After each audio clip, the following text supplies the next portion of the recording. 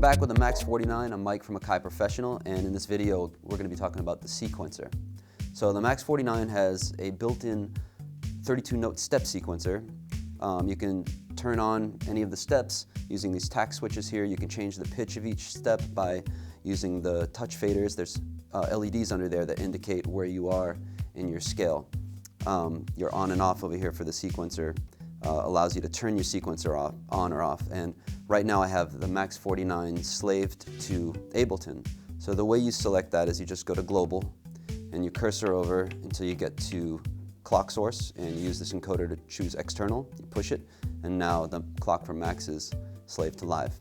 So I'm going to go ahead and start my sequencer, but since I'm in external, it's not going to run. It's going to wait for a command from Ableton to start running, and I only have one step active on my sequence. And it's an 8-step sequence that I've got running right now. I'll show you how to create more steps in a second. So let's go ahead and fire up live. So you can see that step each time the sequencer rolls by it, it plays it. We'll go ahead and turn on a couple more. And if we wanted to create more steps, all you do is you hit Edit and Sequence Select, and the first page that comes up tells you the amount of steps that are in your sequence. So we'll go ahead and set it to 16. So this next button here in my bank selection are steps 9 through 16. So those are already all on. Turn a few of those off. So we'll go ahead and start changing the pitch of each of these steps. So we'll set them all to middle C.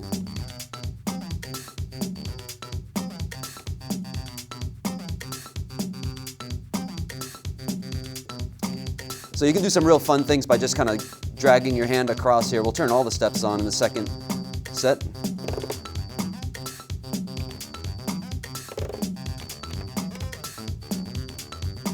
So that's how you can very quickly dial in some different pitches, turn steps on and off. To change the time division for your sequencer, you just choose time division right here, and there's your 8 options from quarter notes all the way up to 32nd note triplets.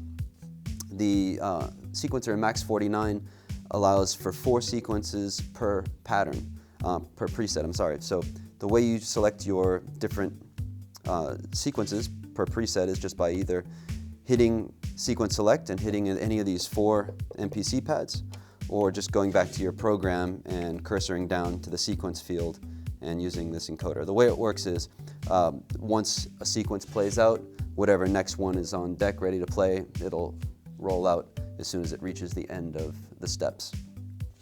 So if I want to further edit my sequence, I can go into Edit, Sequence Select, and I can choose different scales. I can change the MIDI channel, so maybe my track in live with a different synth on it, I want it to be different than what's on the keyboard, or obviously different from my pads.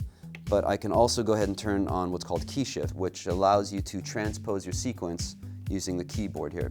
The way you turn that on and off is you just hit Edit and Sequence Select and cursor over to the next page that has the key shift field, and you just turn it on with the encoder, and now key shift is on. So what's going to happen is my 4-step sequence that I have here running, I'm going to be able to transpose it up and down, much like an arpeggiator, but a little bit more dialed in, because I can now change the notes of each step in the sequence. So I'll go ahead and start up live.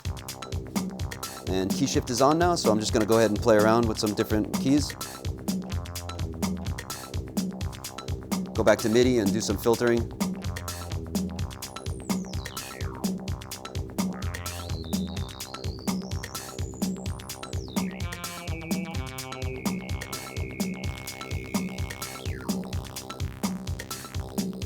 And I'll go back to my sequence note and move around some of the steps notation.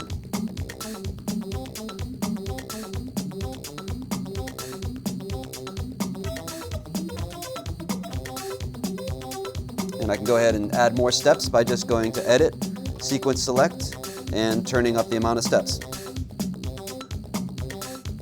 And key shift is still going to work with from 1 step to 32 steps.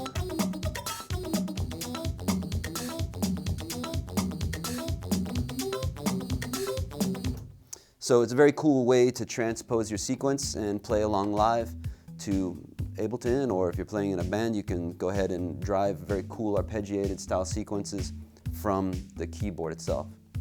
The MAX49 also supports control voltage output and gating, so any of your pre or non-MIDI modules can then be sequenced with the step sequencer here.